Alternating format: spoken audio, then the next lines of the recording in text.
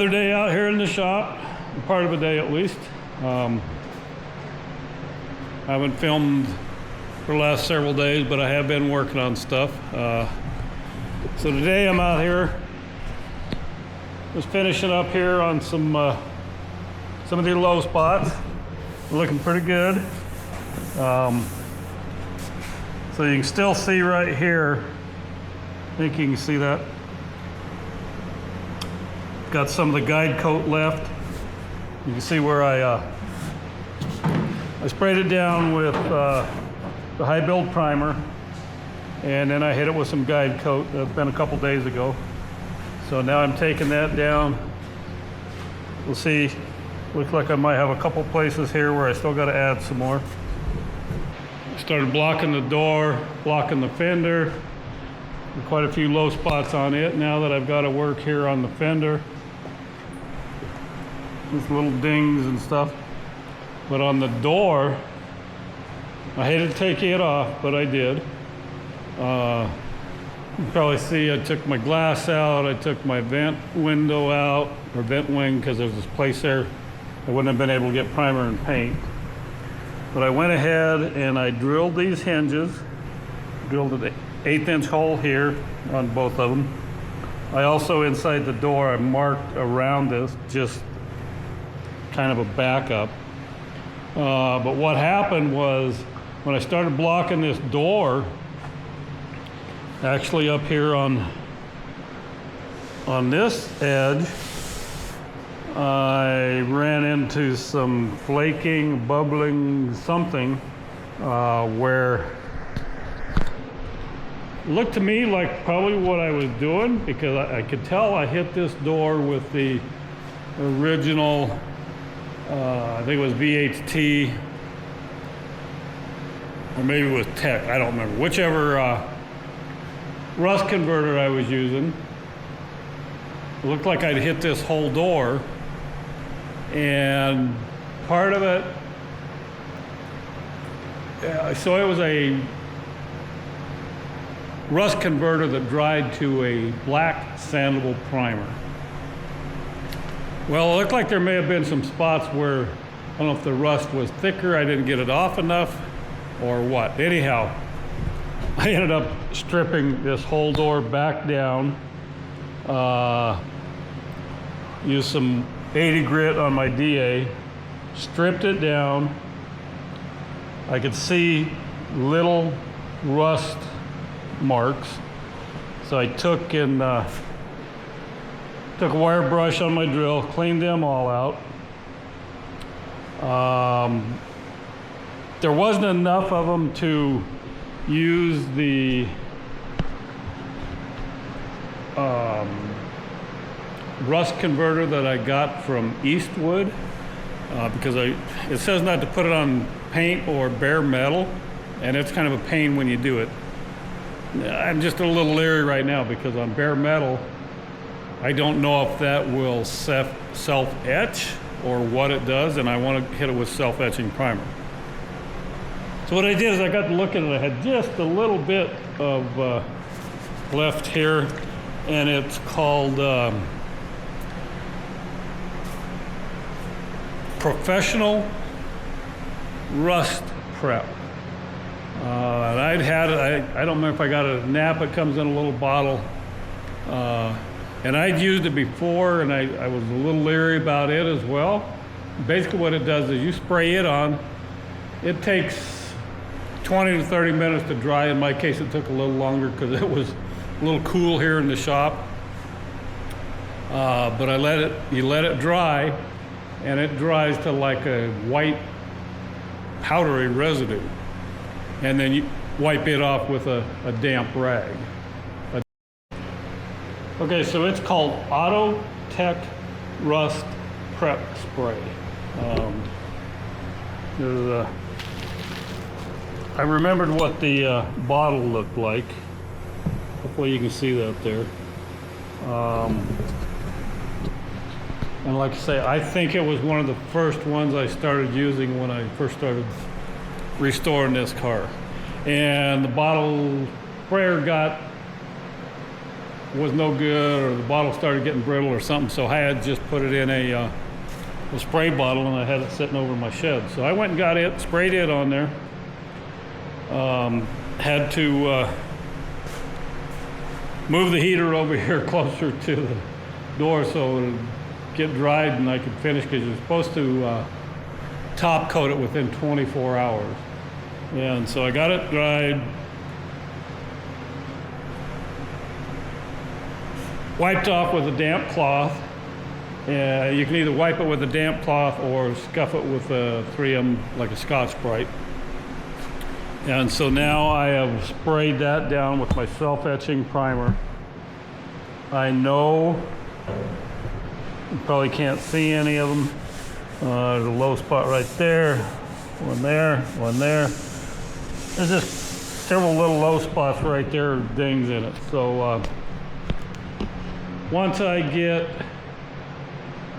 done on these back here and see which ones I still need some high build primer on, I'm going to hit that with some 220 grit. I'll block it with 220, and then those little low spots, some of them I had actually put Bondo, and I may have actually used some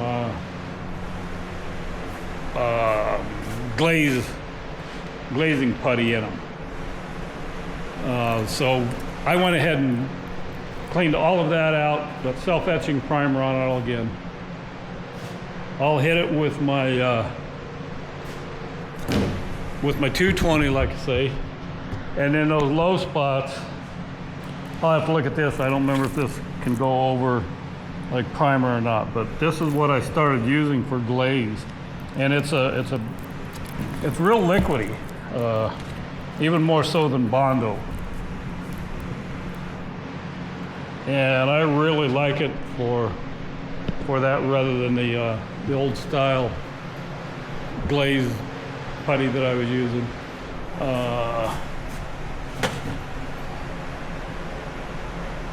Yeah, like your glazing and spotting putty. That stuff tends to get hard anyhow. The only thing I found with that Dolphin glaze is when you buy it, all you get with it is a small little foil packet of hardener, and it doesn't go anywhere. It doesn't go very far. And so what I had to do is I got online and I got looking, and I'm assuming you could probably use other hardeners. They say you should use a specific Dolphin hardener for it, or U-Pole, I guess it is. So what I done is I got on the internet, started looking. You can get it through Napa. Some stores might carry it. My local one here didn't, but I was able to order online and have it shipped to the store. So while I was there, I just ordered 2 of them, so I've got enough, hopefully. But I'm gonna, rather than doing Bondo, I think they're shallow enough. Some of them I can do with high build primer. A couple of them are a little deeper, and I'll just use that glazing on them instead of Bondo. I think. I'll see as I get it taken down. It may be that I come part way down here. Once I sand, I'll see what I've got for low spots, and I may just take and put a little skim on the whole works down here. I don't know, 6 inches or whatever, wherever I see the low spots go to, get them taken out. Let's see, what else have I done? So like I said, I took the door and the glass all out. I'll see if my trick of drilling the holes works when I line it back up, but hopefully I'm going to be getting close here where I can order my primer and start doing all my jams and stuff for a final time with primer. But I'm not going to set you up and bore you with all the sanding I still have to do. I think most of these, this is the 3rd time with the high build primer, and they're coming out pretty good. And once I get that where I've got no more guide coat in it, then I'll take and hit the whole thing again with self-etching primer. Hit it with 320, and I'll probably go ahead and just spray some regular rattle can primer in it for now. And then I'll do a final. I'll probably hit it with the 320. I'll drop down to 220. Start taking out my scratches and just put one final coat of rattle can primer on it before I do my my final coat of primer on it. I'm still looking to see what you use on the under the Eastwood single stage urethane, whether it's an epoxy or polyester, several different primers you can use. Right now I'm also trying to figure out my paint colors. I'm looking at a white lower, black upper, and with Eastwood's single stage paint now, they call it single stage, but you can do it in basically 2 stages. You put down your base coat, and then your last coat of base coat, they actually have little containers of metallic that you can put in there, and they have some stuff that makes the metallic flow good and not bunch up and that kind of stuff. So right now my debate is, do I do the white with the metallic or the black with the metallic, or both? I'm not sure. Just not sure I want to do both colors with metallic. That might not look that well. So leave me a comment, let me know what you think. It's gonna be a while before I get there, but it's gonna have pretty much a black interior. The dash, all of my garnish moldings, that kind of stuff is a metallic black. So let me know what you think. Well, like I say, I'm just not sure it would look as good with both those being metallic. So we'll go ahead and put you guys away here for a little bit and go back to blocking. So have a good one. Okay, so I want to bring you guys back here for just a couple minutes and show you a couple things. I didn't finish telling you what I was starting to tell you about the paint. We got off on the metallic and then I forgot. So the other thing they had with this Eastwood single stage urethane, like I say, you can put the metallic flakes, and it's not metal flake. They've got flakes, or they just have metallic that you can add into it. And then the other thing, they've got a clear that you can mix in. You mix them both the way you're supposed to separately, and then you can combine them on your last coat and actually get some clear coat out of it. So I'm really curious to try that. But the other thing I wanted to show you here, so this one here, I still got a little spot right there, and this one down here. Now this one down here, I can actually feel it's still rough from the painter's guide. This one up here is smooth, so that may just be a scratch.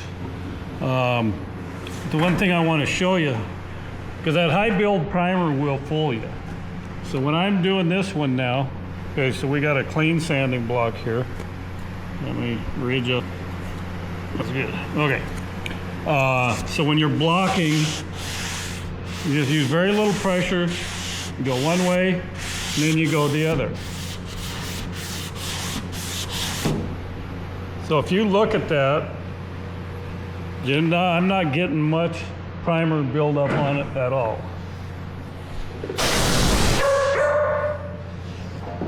Keep your sanding block blowed out good, especially like this 220, it plugs up pretty good. But this one here I just started on. You can see I still got a low spot here, but I'm going to show you over here just how much of that high build you'll actually get on your block when you're first sanding it. It builds up on there pretty good. And it can actually fool you.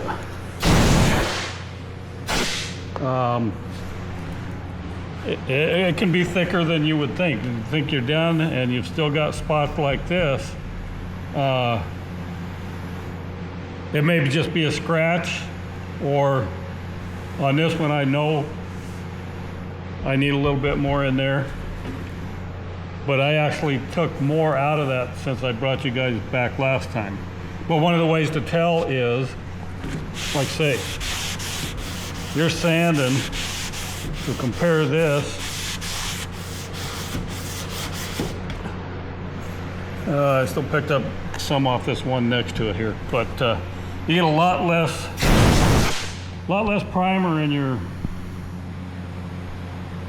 your sandpaper. And like I say, especially with that 220, you want to keep it blowed out because it'll feel like you're not doing nothing.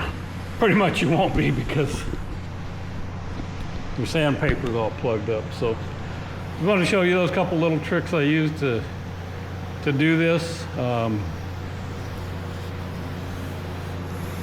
I think that one's still a little bit low right there, or like I say, maybe even just some deep scratches from the 80 grit. I know I'm going to have this one here still feels low because I'm out to the edges here. I'm starting to get where I wasn't getting a lot of primer in my sandpaper, so I'll see what I end up with, and probably have 2 or 3 spots left where I still have to give them another little shot of the high build primer. So stand by.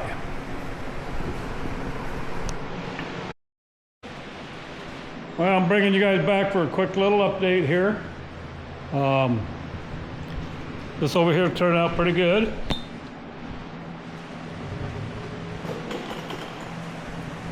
You can see I still got another coat in there. I can just barely feel that. That's where the painter's guide was. These are all good. Still got a little bit showing here, but I think that's just filling scratches that was already there and not coming out. Still got a little bit down in here, but I still got to work this because it looks to me, as I'm doing this, I'm taking off some of this body filler as well. So I'm thinking this is high down here, and it may actually take that one out. We will see. You guys see that there? Yeah. This in here is going to take a little work. I got a little bit of a concave here in this body line. It comes down, kind of goes in, and comes up to the fender lip there. Took a little break from it, moved over here to the door. Got, probably hard to see now that I wiped it off, but you can kind of see right there, right there, right there.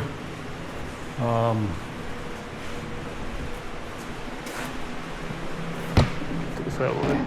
Actually, a few down here. Got one right there I can actually feel pretty good. A high spot. That'd be hard to see. Yeah. See that dark area right there. One there, one there, one there.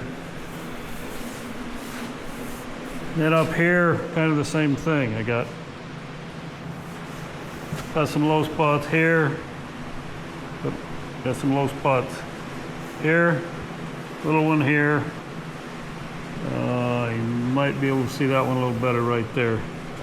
But kind of some little low spots all along here.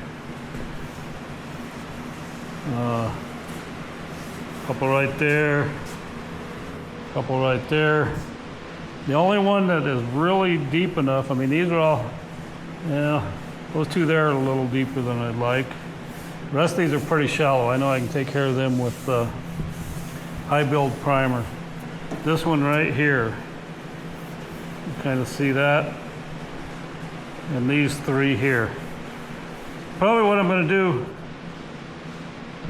I don't think I want mud in there, or body filler. What I'll do is I'll take my little die grinder with some Rolox on it. I'll take this clear down to bare metal. That one, probably that one, that one, that one. I don't think that one's deep enough.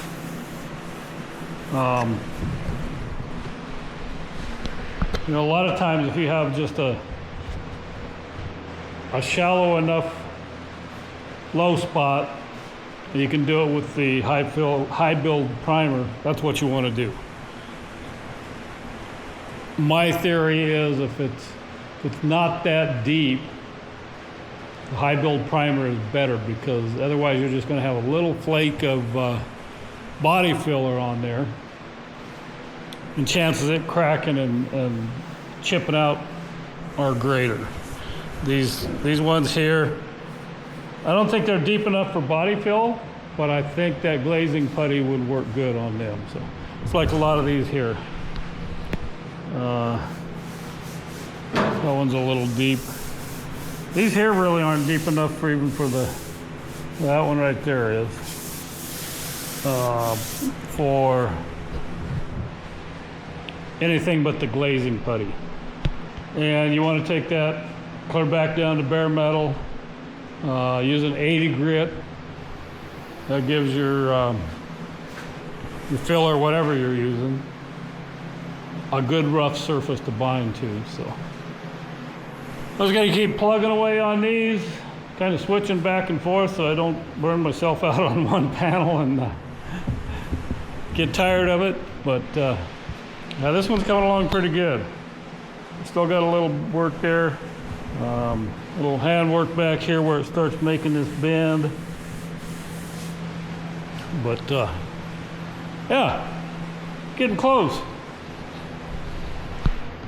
At least on the rear quarter. I'll get going on this, get this door. I can kind of,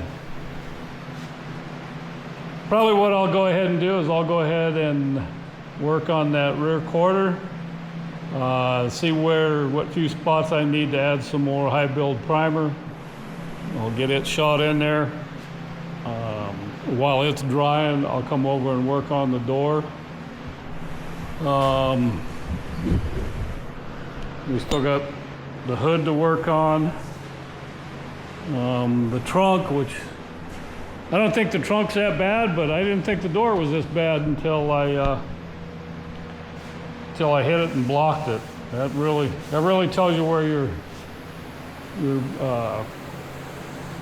low spots, high spots, any place you need to work on. But, so thanks for coming back. Take care, and we'll pick you up somewhere here soon.